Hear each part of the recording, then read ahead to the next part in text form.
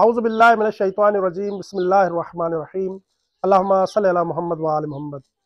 मोमिन किराम, माह शाबान मुअज़्ज़म के जहाँ बहुत से आमाल हैं, वहाँ कुछ आमाल ऐसे भी हैं कि जिन आमाल को अंजाम देने की फ़ज़ीलत दूसरे आमाल से ज़्यादा है।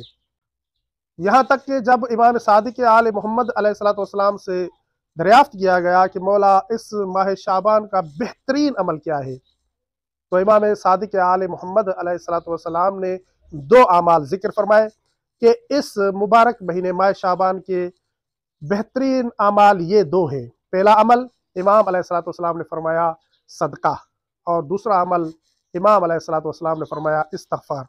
और फिर इमाम सादिक़ आले मोहम्मद अलैहिस्सलातु वस्सलाम ने इरशाद फरमाया कि जो शख्स माह शाबान में सदका दे, खुदा उस सदके में इस तरह इजाफा करता रहेगा जैसे तुम लोग ऊँटनी के बच्चे को पाल कर अजीमुल जुस्सा ऊँट बना देते हो।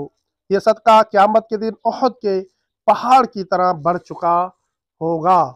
तो आप माह मुबारक शाबान में अगरचे थोड़ा और मुख्तसर भी सदका दें तो ये सदका आपका बढ़ता रहेगा। ये उसी मिक़दार में नहीं होगा जिस मिक़दार में आप सदका देंगे, बल्कि इसमें इजाफा होता रहेगा।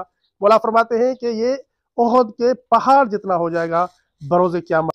आप देखते हैं कि आप छोटी सी चीज़, मसलन आप 5 रुपए 10 रुपए सदका देते हैं, तो क़यामत के दिन आपके ये 5 रुपए 10 रुपए बढ़ जाएंगे, इतने बढ़ जाएंगे कि मौला फरमाते हैं कि उहद के पहाड़ जितने हो जाएंगे। तो इसलिए कोशिश करें कि इस माह मुबारक शाबान में ज़्यादा से ज़्यादा सदका दें और अल्लाह ताला का क़ुर्ब हासिल करें। और नीचे जो वो सब्सक्राइब का बटन है ना, उसको हिट करो, जल्दी से करो। सब्सक्राइब।